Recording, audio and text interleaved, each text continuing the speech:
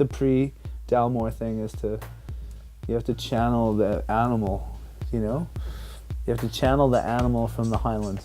The most exciting moments to have a Scotch are before you even open a new bottle. It's a great thing. Bringing the bottle out, inspecting it, learning what you can from the way the bottle looks within its package, because Scotch, and single malt Scotch in particular, does a really good job with their packaging. I mean, the way they market things deals with emotion, and deals with tradition, and it appeals to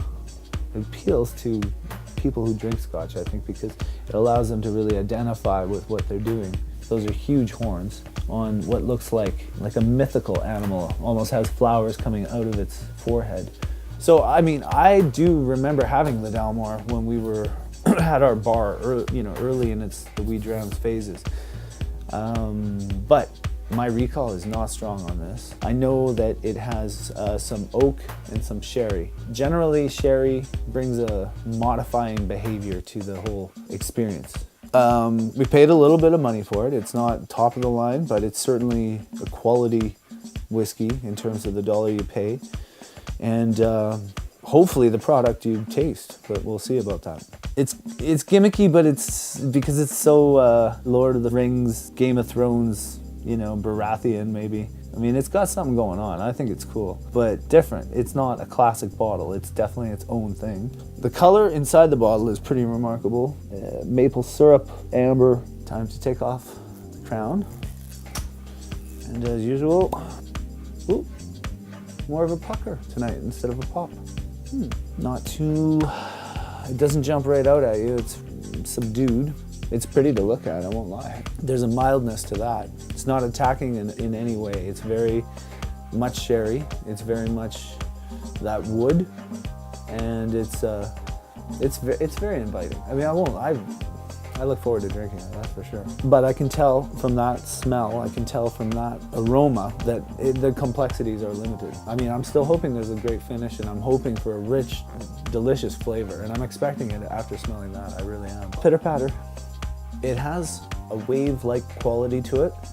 It starts off mellow, it rolls and kind of falls like in an intense way, and then it just eases right off. Clan Mackenzie, owners of the Dalmore Distillery, saved King Alexander III from the fury of a charging stag. In recognition of this noble act, the grateful king granted the Clan Mackenzie the right to use a 12-point stag, representing a royal in their coat of arms.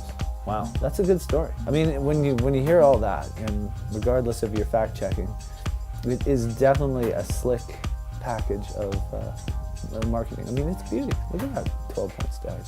It's a royal.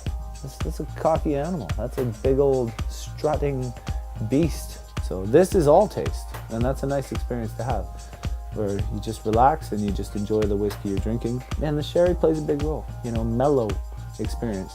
The geographic ride that whiskey takes you on, and that's a huge thing. When you drink whiskey, you automatically connect to the geography of a place that I've never personally been to. You get to know it through the whiskey. It gives you a portal into understanding that actual country. When I think of the Dalmore, I think of every time I've ever been in a forest and I've come across a deer, and it was an unexpected but wonderful thing.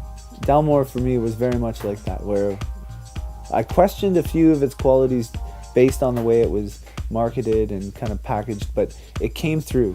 It really came through in every regard, and it's a satisfying thing. So another worthwhile venture. Cheers.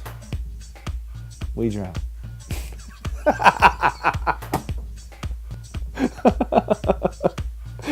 I gotta get away from that habit. It's a corporate world we live in. Such a slave.